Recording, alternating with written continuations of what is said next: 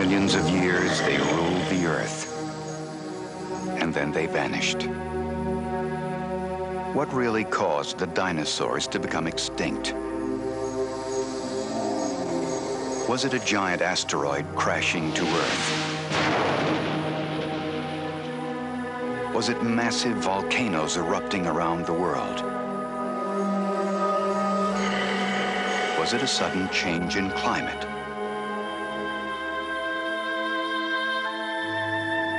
Or was it that they just weren't financially prepared to live out their later years?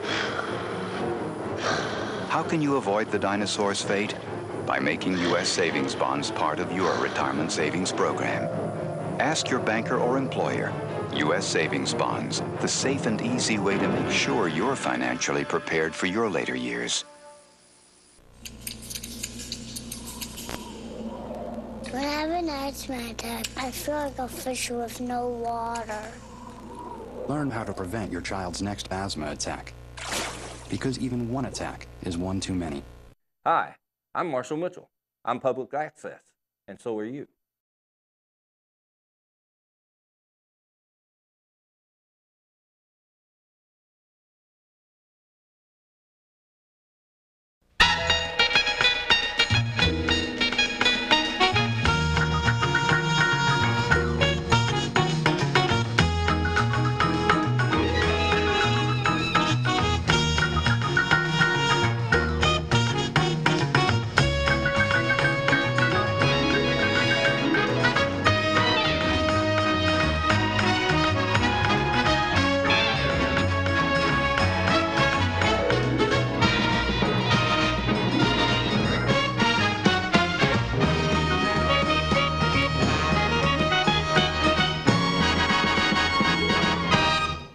Want to hit you.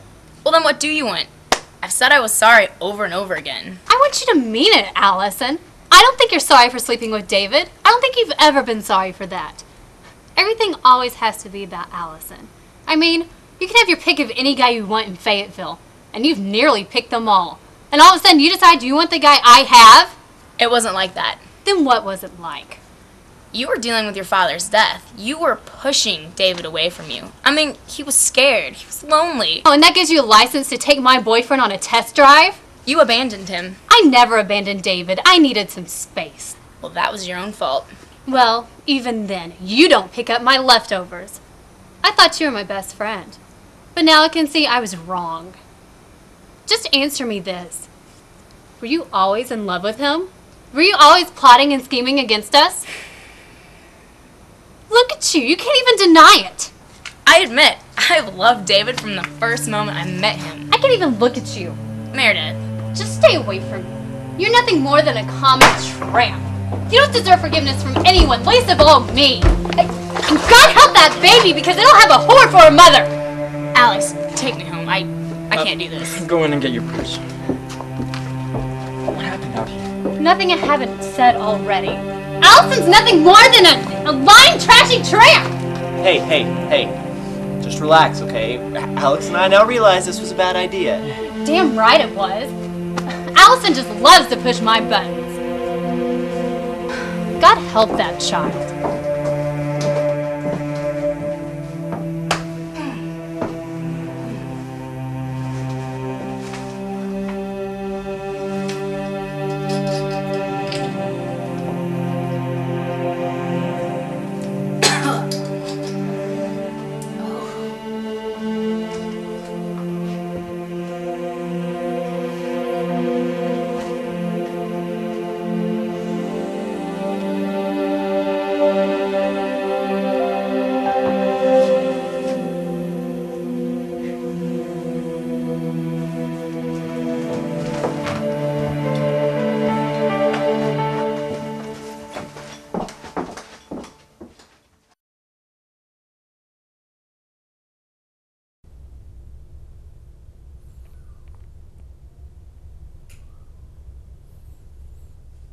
Hi, with us tonight is Raymond Burks, who has produced a soap opera, Yes. Bring Down the Moon, that now runs on Cat and YouTube. Yes. Now, First run on Cat, though. first run on Cat. That's important for people to know. Yes. Raymond, what prompted you to want to make a soap opera? Let's see, I've been watching soaps for about 12 years. It started with Marlena being possessed by the devil on Days, which was a hugely popular storyline, and that kind of changed soaps in a lot of ways. But Now, how long ago was that? that was back, started in December of '94, but I didn't start watching until the summer break in '95 during the whole, exorcism thing. It's kind of, it's a little silly now thinking about it, but that was the way that I had started watching, and I'll still look back at that and I'll just go, wow, that was a really good storyline. So, and I'd started watching I'd started watching Days the summer of '95, and I remember being in the grocery store checkout with my mom and looking at Soap Opera Digest and seeing, oh, well, that's Marlena from Days of Our Lives. Read the little headlines or whatever, and read, head writer James E. Riley says, da-da-da-da-da. And I was like, people write this stuff? That's so awesome. I want to write. And so I learned how to program the VCR because we didn't have the instructions for the VCR. Learned how to program the VCR. I taped Days of Our Lives in Another World, I remember.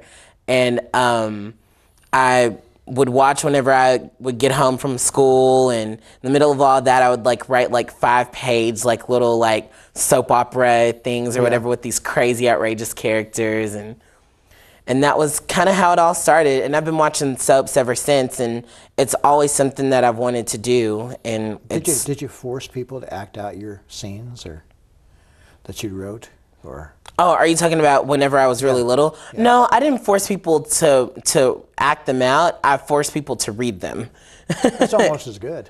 Yeah, well, almost just as good. And it wasn't really written as a story. It was written as a script, basically. Okay, and it was little 5 to 10 page episode things or whatever with all these crazy characters and this and that and the other. It's kind of crazy even thinking about it now. So has any of them survived? Have any of them survived? Have any of them had an influence on Bring Down the Moon? None whatsoever, because back then I was writing in the style of Jimmy Riley on Days of Our Lives, who was my idol and hero up until Passions premiered, because Passions was a really huge letdown in every way imaginable, because I would see, the reason why is because I would see the flyers, or not flyers, but the promos for Passions playing over and over again, and I was thinking it was going to be a darker version of Days of Our Lives, kind of as respected as Dark Shadows was as far as supernatural and all that stuff, and it was just a big train wreck, or at least in my opinion it was.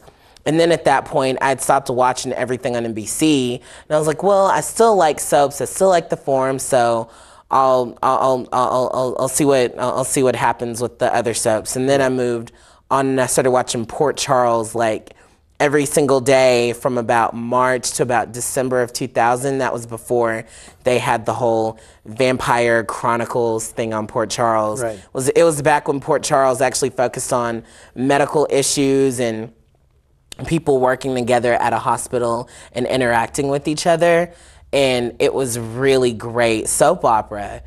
And then, there's the other soaps that I've watched over the years and everything. So, and I mainly like to watch, SoapNet for me is ESPN for a lot of guys. Unless it's the primetime soaps, if it's the daytime shows that they rerun at night, I could sit there with nothing to do or have it on as background noise and watch it all night. So what's Bring Down the Moon? What exactly is that about? Are you talking about the show or the title? The show.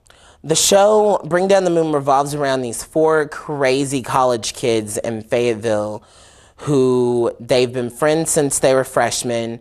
This guy and this girl in the show, David Berman and Meredith Frazier, are the main couple of the show. And they have 2 friends, Allison Seagrave and Alex Cordova, who are they're all friends with each other, and they have been for 3 years, up until something happens with Meredith's father. She drifts away from David, and David, feeling lonely and whatever, decides to sleep with the best friend, with Meredith's best friend Allison, who's wanted David since she first met him, basically. And so and it's got a lot of secrets. It's got a lot of interesting scenes and plot and intrigue and all that. And so, and it's pretty much a weekly soap. Yeah. Except it's written and taped in the style of a daytime soap opera because it's what I know best. How'd the title come about? Let's see. Really funny story.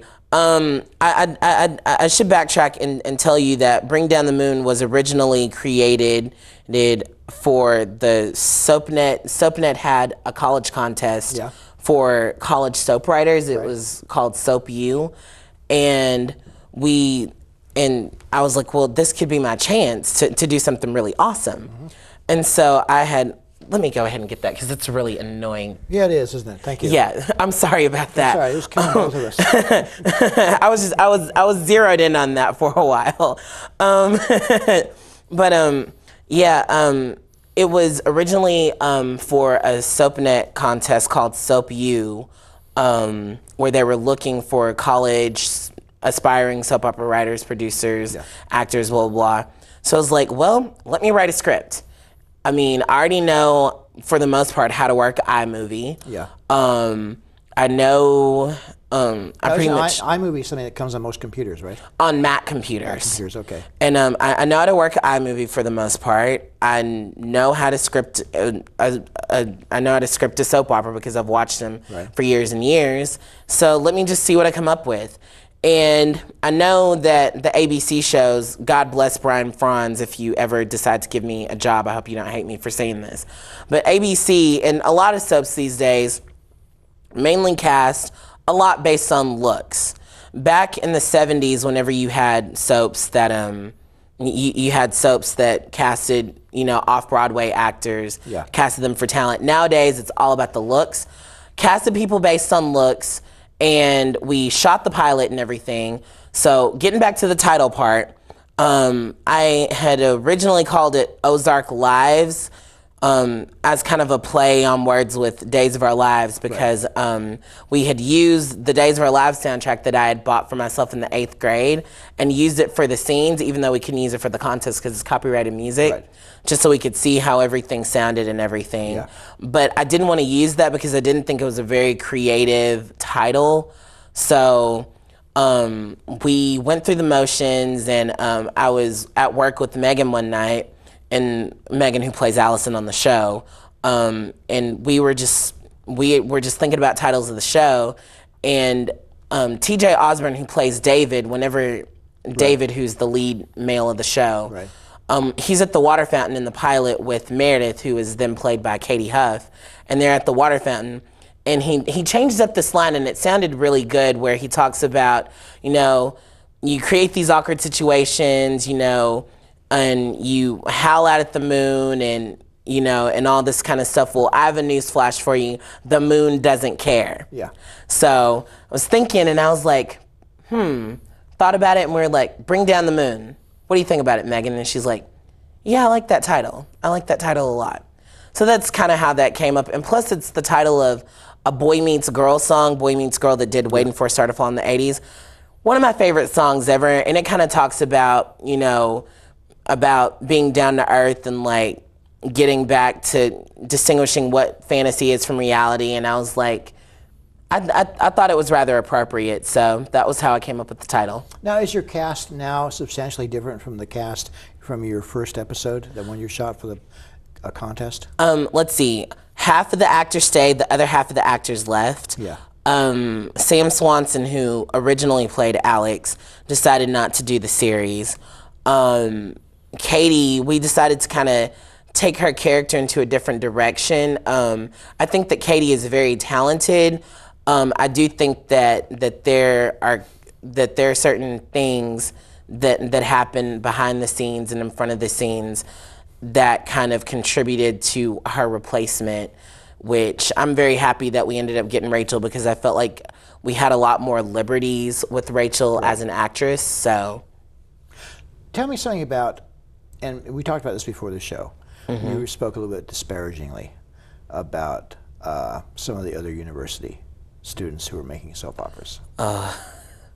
They're not going to see the show. I actually want them to see this show, Richard. We'll give you a copy. You can post it on YouTube. I definitely will. But tell me what you think of their efforts.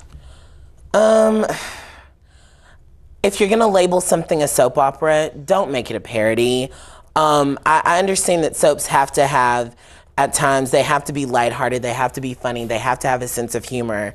But I think that not only just in college productions, but I think that a lot of soaps as a whole have tended to stray away from what made soaps popular in their heyday, which is not outrageous, fun, campy storylines, which, not to say that people can't be drawn into that, but a lot of people are drawn into basic human interaction. I'm sorry, but having a 10-minute conversation about, you know, being a freshman, not a soap opera. No.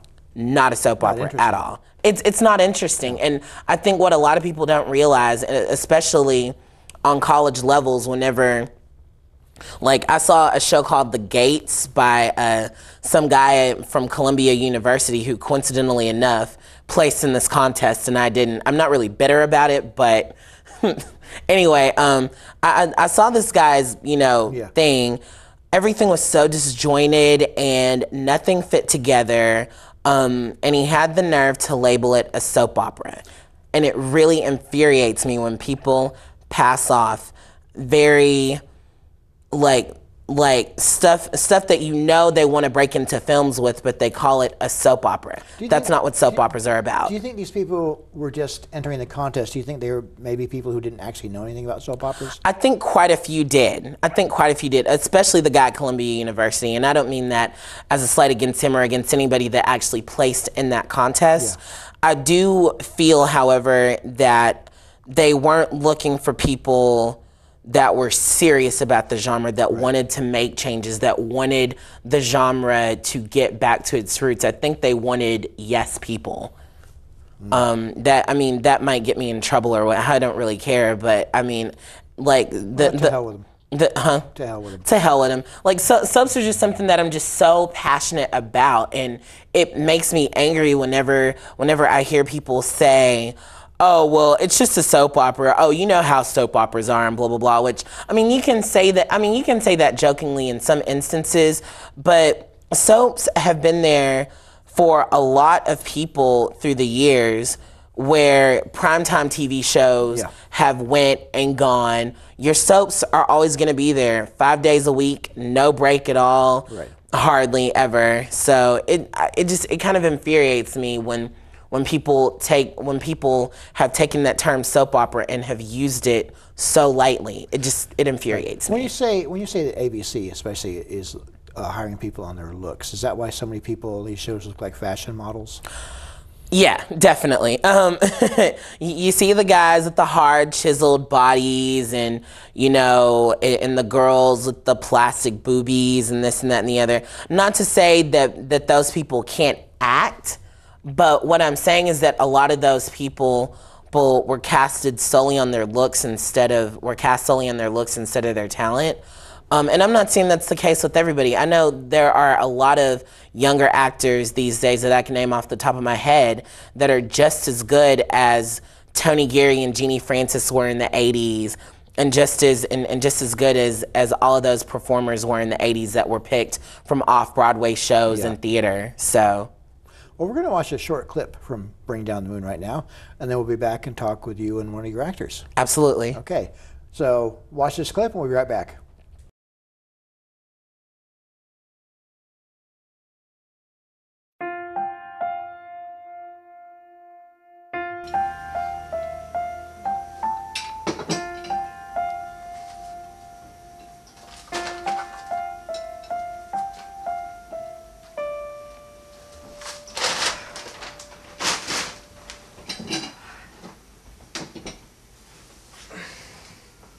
Morning, baby. Good morning.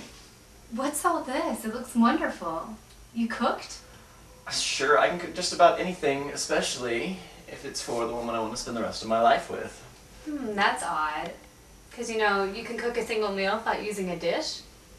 That kitchen hasn't been touched. I cleaned it. The oven's cold, the eyes are cold, the food's all piping hot. Just sit down and eat with me.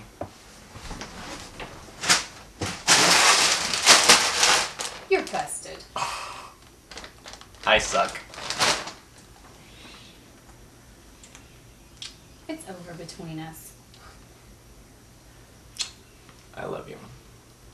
I love you too. And now, let's eat.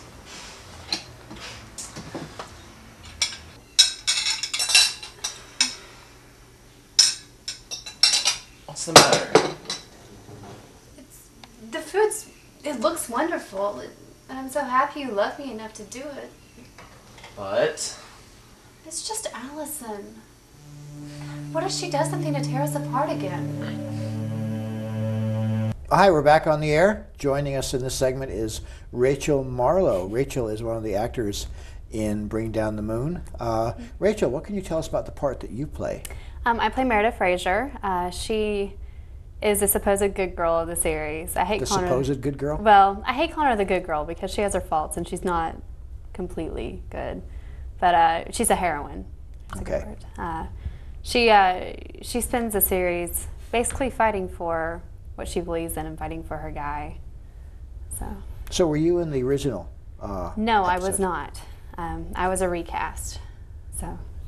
So how do you like? I mean, have you had any acting experience before now? I have done theater for a very long time. Really? What have you acted in? I've anything from Hedda Gabler to 42nd Street musicals, Grease, high school and college productions. So what brought you to this? I met Ray in the dorms my first year here at the university, and we got to be good friends. And then for a while we didn't see each other for, I don't know, about a year maybe? About a year or so. Yeah. And except for the random hello, you know. Yeah, And then suddenly one day I got an email asking if I'd be interested in playing a part. And this part, it wasn't originally Meredith that he asked me to do. It was, at one point in time, Ray was looking at expanding the show into a 30-minute episode and bringing on more characters. And mine was going to be a smaller role as David's sister. And then when he's having to do a recast and decided to keep it the 4 characters, he asked me if I'd like to step up and take Meredith. How long is this show? It's anywhere between 15 to 20 minutes long. I also like to add the Cat TV spots. If you've seen it, like when you watch the show, you'll see the actors talk about their characters, and the spots are in the style of the subnet promos that you see a lot. And we like to add those in just to kind of give it a break in between and to kind of extend the length of the show. But it's usually anywhere between 15 to 20 minutes long. How long do you have to get ready for the show to learn your part? Usually, if I'm good and I sit down and I've had my script for a while, I can sit down and do it the night before, as far as memorizing lines. As far as developing the character, I usually think about that way in advance. How do you mean develop the character for people? Well, really, as far as Meredith, I read through as soon as I got the scripts, I read straight front to cover, cover to back, I guess. And just looked at the choices the character made, that Ray wrote for the character. And really, it was kind of an inside-out process, just trying to figure out why she did the things she did. Is she kind of set in stone, or is she going to change throughout the series? The goal is for all of the characters to change throughout the series. So, and you'll definitely see things happen throughout the series with all of our characters. And they all kind of come to realizations, and they all kind of come to ultimate, truths about themselves and about the people around them. So, interesting when you talk about changes in soap opera characters. You look at some soap operas, and the changes the characters go through are just ludicrous.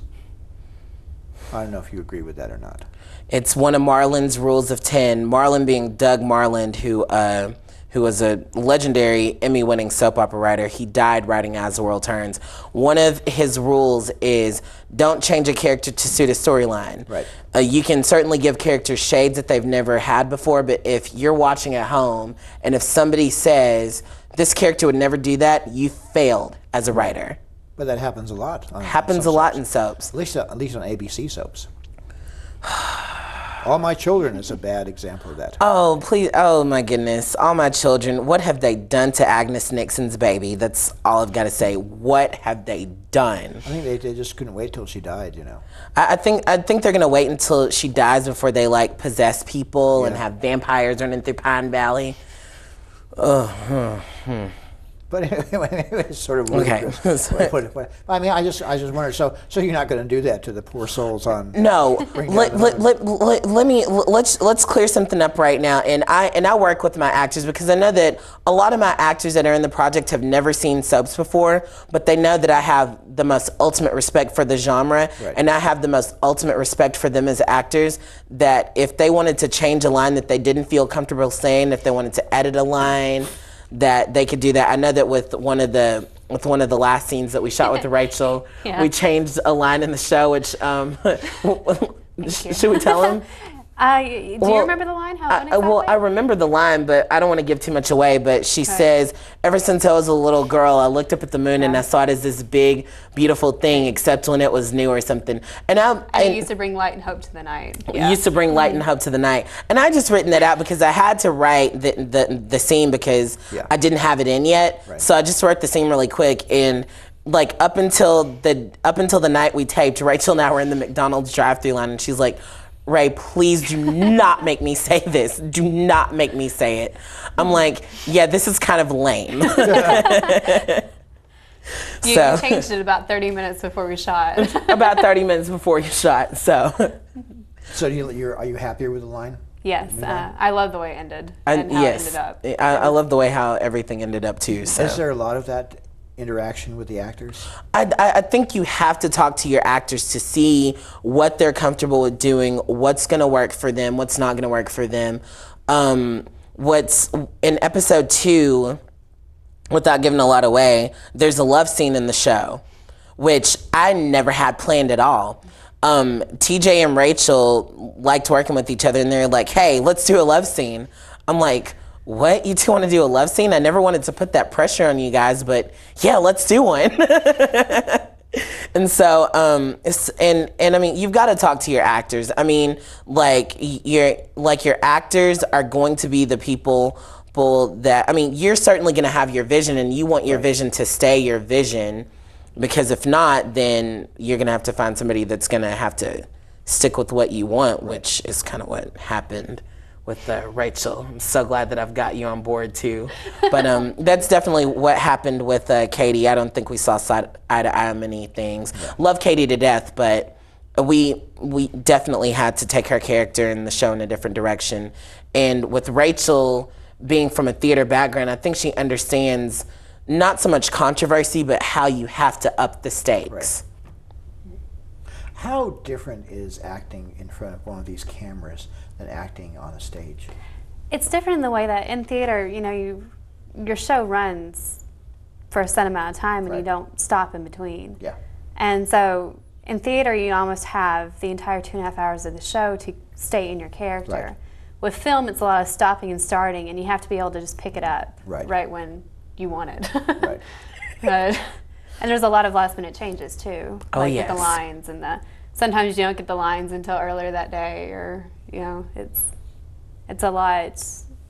I think you have to be a lot more flexible to do film. So have you walked around yet and people gone, I know you? A little bit. It's happened some on campus, and in fact, it happened on Dixon Street the other night. Yeah. I remember you telling me about that. I had somebody coming up saying I'm such a big fan, and I was slightly confused by it at first. But yeah, it was a little bit. Is there like a Bible for the show? I mean, do you have like all the characters, like for yourself? Do you know everything about the characters? Everything's up here. I have written Bibles before for certain projects that I've worked on. I think I worked on a Bible for a soap opera for a writing class that I did at the U of A through Elin Harris.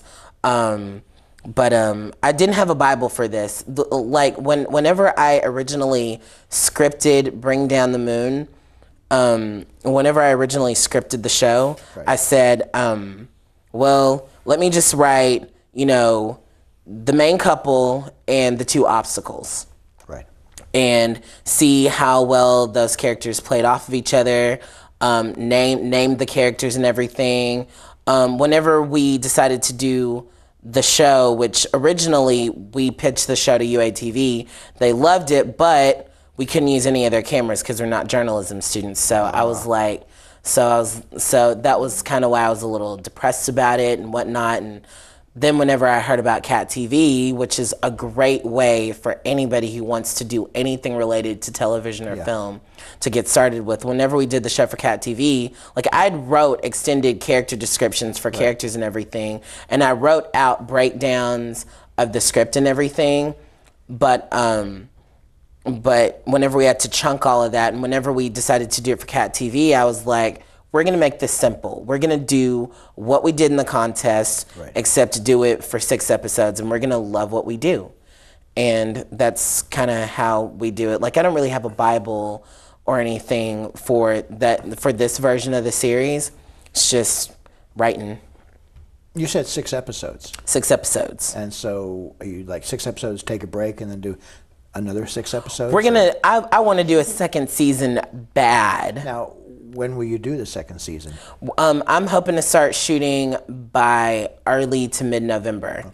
Okay. Get stuff geared up for the contest that's coming up this year for Soap U, and just gear up for the contest and get some stuff written. I want to shoot at least, my goal is to shoot the first half of the season before winter break, and then come back, shoot the second half of the show. And if I'm not too burned out by that, hopefully develop either a sister show or a spin-off series for Bring Down the Moon. That's very ambitious. It's very ambitious. So, I mean, I'm not setting that in stone. I'm not saying, like, you know, knock on wood. Definitely, for sure, gonna do a second season of Bring Down the Moon. Okay. Definitely gonna do it. Right. I've got lots of plans, lots of things in my head for all of my characters.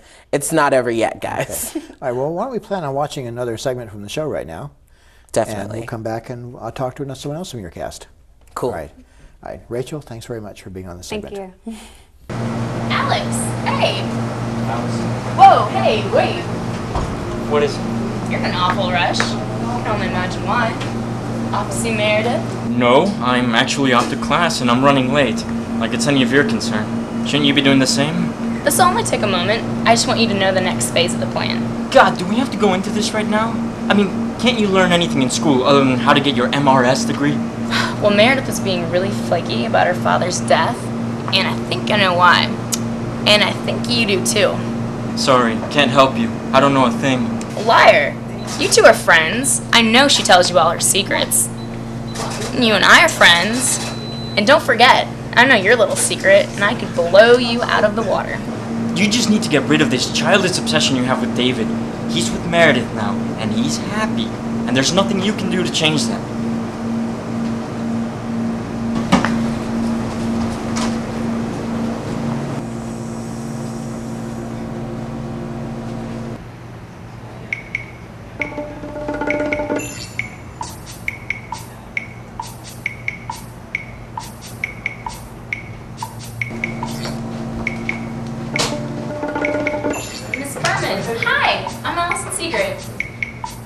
Look, Allison, I'm a very busy woman, and unless you have something important to say, something very important, I suggest you keep on walking, because every moment I spend chit-chatting with you is a moment you can't give back.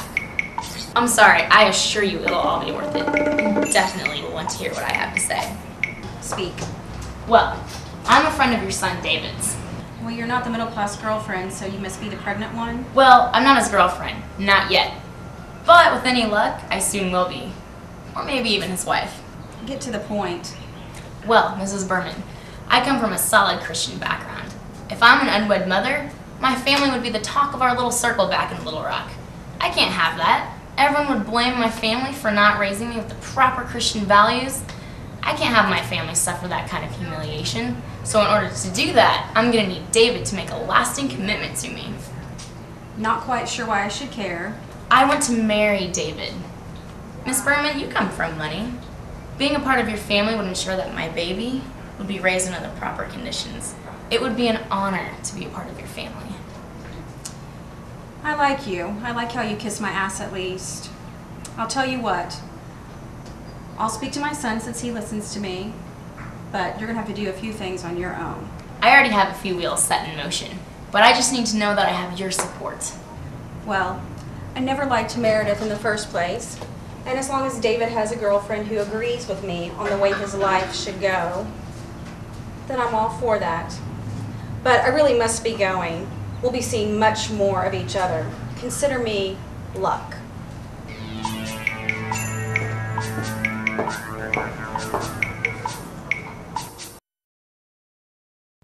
Hi, joining us on this segment is Megan Ashley, and we've just watched a short segment of Bringing Down the Moon, a soap opera created by Raymond Burks, who is probably the biggest soap opera fanatic in Northwest Arkansas. So, Megan, what can you tell us about your character? Well, my character's name is Allison Seagrave, and she's very, very ambitious. She knows what she wants in life, and she gets what she wants in life, and she will do whatever it takes to get what she wants. And so in a way, she's kind of empowering because, you know, she doesn't mess around, she doesn't let people push her around, but the actions she takes are not very good actions. She's kind of, she is an evil character. She's not the nicest person in the world. You know, Megan, this is the first day I've met you, but I already know, I already feel I know you so well because I've seen you on so many soap operas. Exactly. I'm kind of famous. So, will Megan's character change at all, or will she always be this monstrous? Well, let's just say bad actions have consequences. You just have to watch and see. You definitely see each of these. Like I said before, you'll definitely see each of these characters grow. But Megan's character will probably make the most significant change. So Megan, how did you come to this project? Well, like Rachel, I knew Raymond back from freshman year, and then it was actually last year we worked together, and so he was telling me about the soap opera project that he wanted to do. Right. And he asked me if I'd be interested, and I was all about it because I have absolutely no acting experience. It really wasn't my thing, so I was really excited to kind of get involved and try something new. And so he asked me, you know, if I wanted to be involved, and I said, yeah, you know, give me like the cute, sweet girl next door type, because that's kind of how I see myself in real life. And so he comes back to me, he has the script all written out, and he's like, all right, you're the scheming vixen of the show. So it was a little surprising, but it turned out really well. So how have you enjoyed working on it so far? I've loved it. The cast, we all get along great. We all hang out off camera, you know. We'll probably go get some barbecue after this. So I just love hanging out with everyone. It's very fun. When people watch the show, are viewers aware that it's Fayetteville they're watching? I tried to make as many references as possible to Fayetteville. I definitely in the pilot, I used a lot of things that were recognizable at the University of Arkansas. Like we used a peace fountain in the pilot. In the actual series, the first 2 minutes is like Dixon Street at its busiest, at its bustling. We use shots and scenes from bars. I think in episode 3, we use Jam and Java, and we actually show, you know, Jam and Java, and we show the scene as it happens and as it airs and everything. And so, you say there are 4 characters on the show. Well, actually 5, but there are 4 pivotal main characters. The 5th character is Elizabeth Berman. She definitely plays a significant role in the show, but for the most part, the show is about these 4 young characters and their friendship with each other that has gone horribly awry. Now, are there other people who come on for like bit parts? Yes, there are actually. You know you're gonna get lots of emails now. Because I asked this question, you're gonna get like hundreds of emails. Can I do it? Can I do it? I actually do get a lot of people that are like, let me play a part in your show. Somebody that Megan and I both know really well, a guy named Robert Murphy, plays a role in the show. He mainly airs in, he has a part in episode 2, plays a really strong part in episode 5. The way to balancing out cameos, and this will be something really important that I'll have to remember for season 2, is making sure that the cameos and the small appearances that people have don't overshadow or overtake what's mainly going on. Because you see that happen a whole lot with shows. I mean, I wasn't ever a Will and Grace fanatic at all. was never really a fan of that show. And Yeah. I know that sitcoms and subs are different, but like Will and Grace, after their first season, became like the Love Boat of sitcoms. Yeah. You know, so. That's where like Fading Stars went to do a bit part. Pretty like Will and much. Grace, yeah. Pretty much.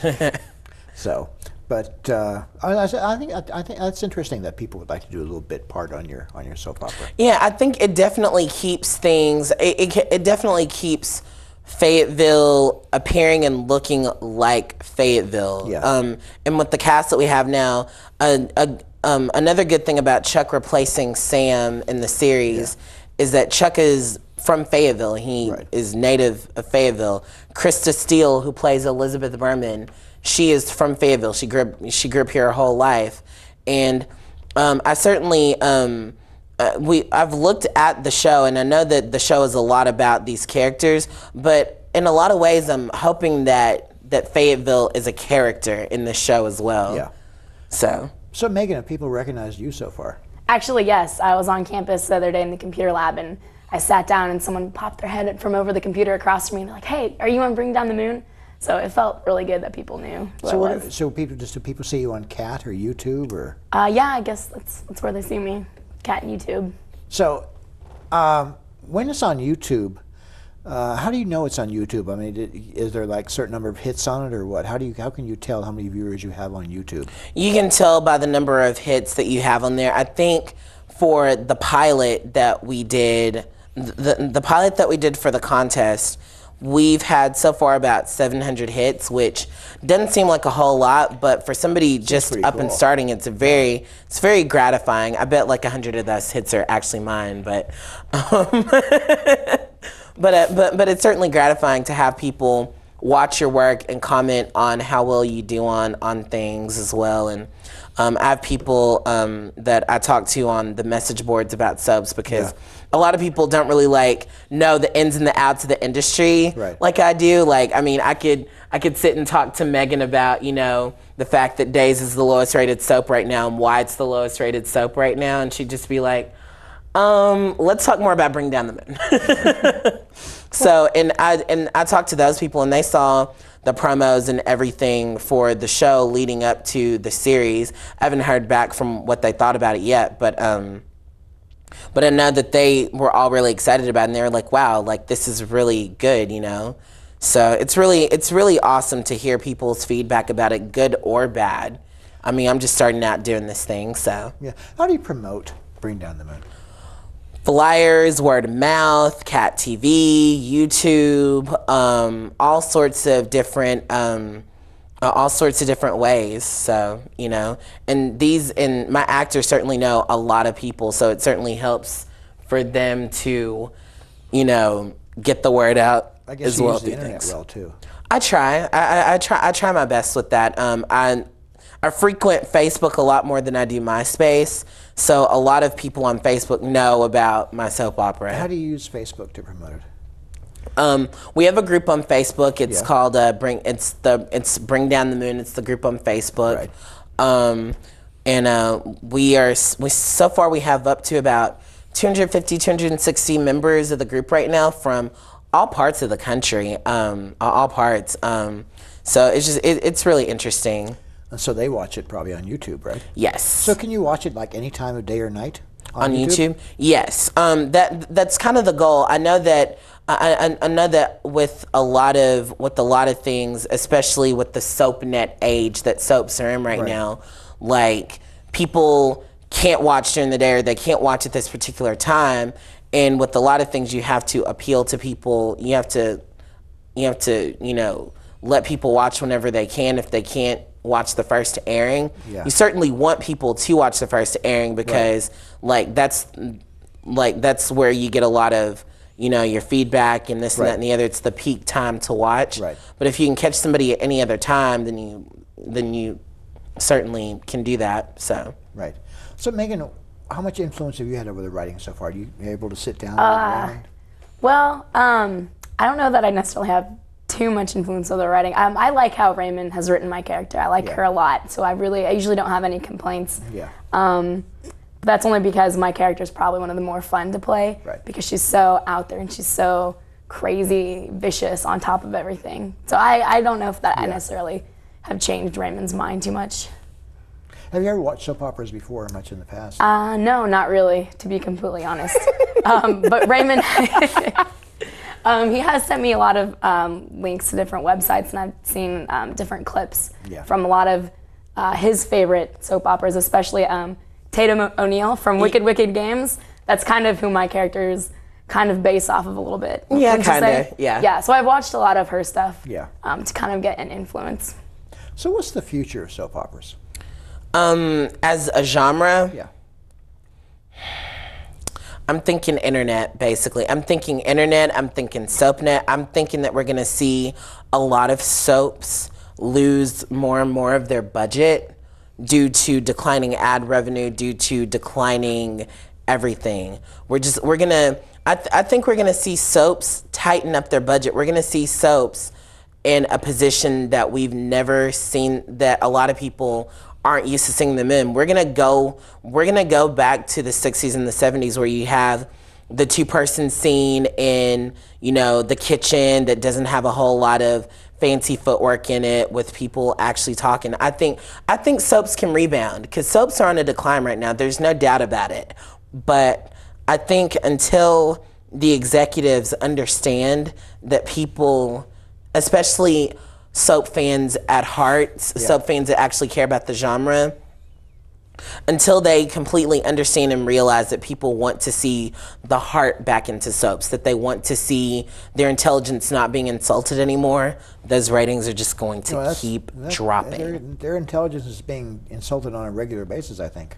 I think so, especially in this day and age where it's like screw character development, screw actually seeing two characters fall in love with each other on the screen. Let's just do this, and this, and let's just throw it on the screen and see if it works. What about Passions? Where have they moved to? DirecTV. I think that could be a better place for them. I don't know, I have mixed feelings about Passions. I'm one of those soap fans that regardless of whether or not, I know that sometimes CBS and ABC won't show their soaps in the holidays, but NBC will. Yeah. If Days and Passions are the only soaps that are on during the day, and if I'm at home, I will still watch them because they are soaps. Yeah. But I'll study them, and I will definitely critique the show. I definitely think that Passions can flourish on DirecTV as long as they keep the budget down and as long as DirecTV is willing to give Passions the fair shot it deserves. I think that's what any soap deserves, is a fair shot and a fair chance. I'm not talking about the old dinosaurs of the genre that have been around for years and years and years. Like, I think a new show definitely deserves longer than 3 years for it to build an audience. Okay. Well, listen, I want to thank you very much for being on the show tonight. Thank you so much for having me. It's been great. I want to thank you very much. Well, thank you. And, of course, we want to thank Rachel for being on the show tonight. So thank you all for watching, and we'll see you next week, no matter what you watch during the daytime.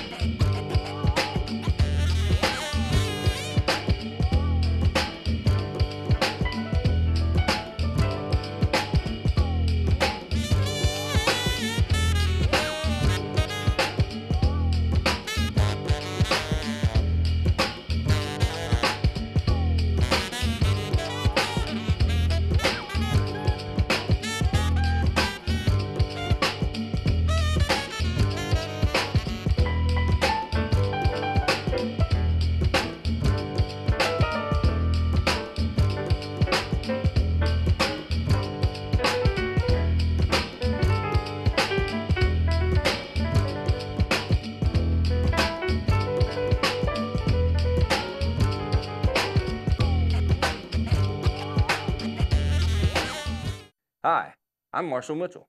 I'm public access, and so are you. For millions of years, they ruled the earth. And then they vanished. What really caused the dinosaurs to become extinct? Was it a giant asteroid crashing to Earth? Was it massive volcanoes erupting around the world? Was it a sudden change in climate?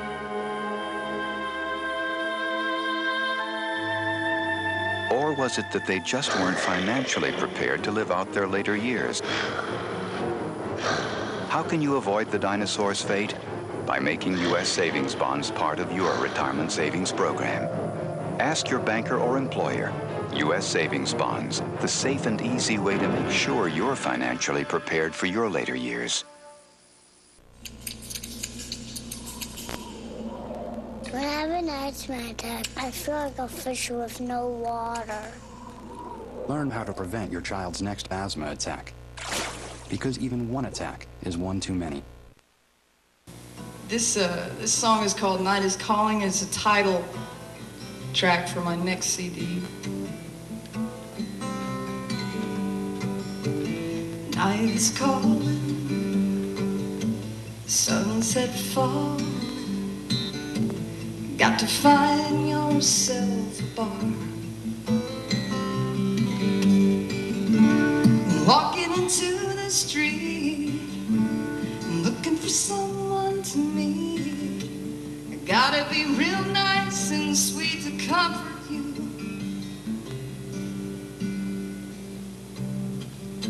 You think I'd learn about how the games you play with me? Sometimes I'd rather learn a different way. But the times that scare me most are when you try to feel and then you say it isn't real and hide again.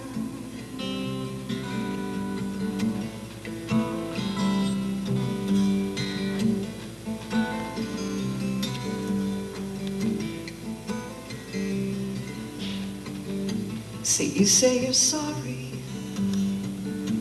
and I am accepting. Sometimes forgetting what you always do. And we can go dancing, you will be romancing, as long as the kiss is sweet and the drink is good. Yeah, you do it like, you do it like, you do it like you should.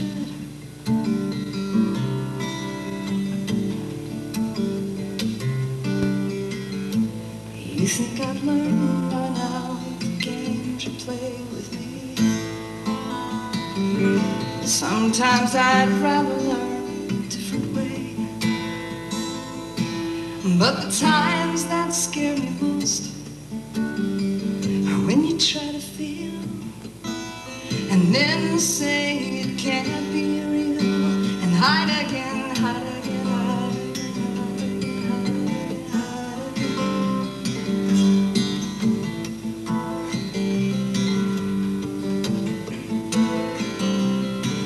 Yeah, the times that scare me most are when you try to feel and then you say it can't be real and hide again, hide again, hide again, let it go.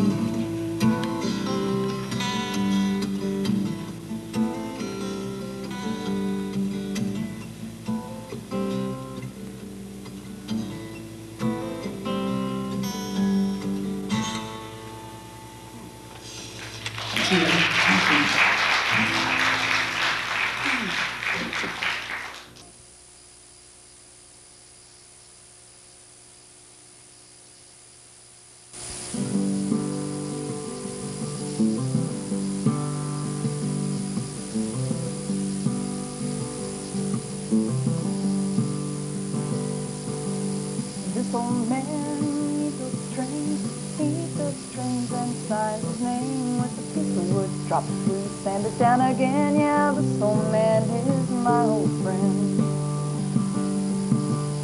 This old man, he drives cars, old red Fords with black old tires and a pickup truck. Lots of luck, will it start again? Yeah, this old man is my old friend.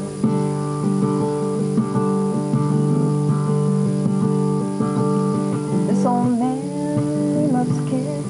He thinks pumpkin is really his. With a game of cards, staring hard, looking down his nose. There's lots of things that this man knows.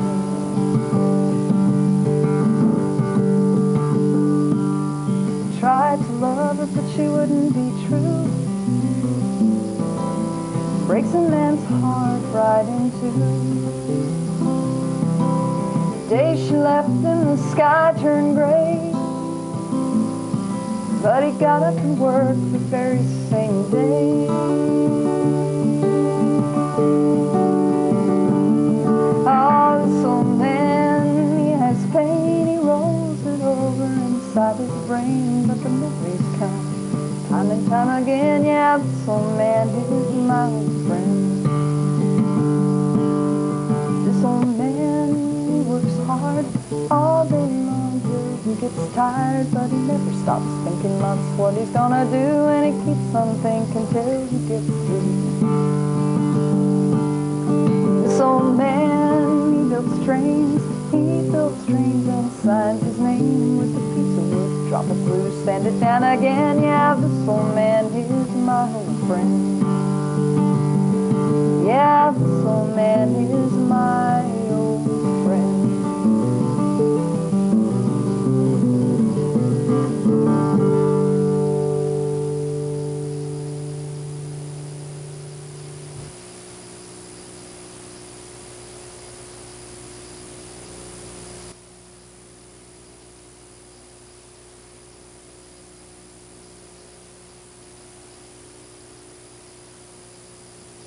Hi, the disquieting news came this week that TLC is dropping 19 and Counting, starring the infamous Duggar family. Not to worry though, because Josh Duggar is now free to join the cast of Naked and Afraid. Be afraid. Be very, very afraid. Politics in general and jobs that don't pay enough, 40-hour work weeks, books full of boring stuff, schools that should teach but kids don't learn a thing. These are a few of my least favorite things. Healthcare that won't heal and how people treat the earth, paying tolls and taxes, disbelief in self-worth, bitter cold winters that cut into spring. These are a few of my least favorite things. Religions that claim they're true, don't get me started. Standards that double and people cold-hearted. Judgment and bias when freedom don't ring. These are a few of my least favorite things. All the lying, all the killing. When I'm depressed and sad, I add that to all of my least favorite things, and then I feel really bad.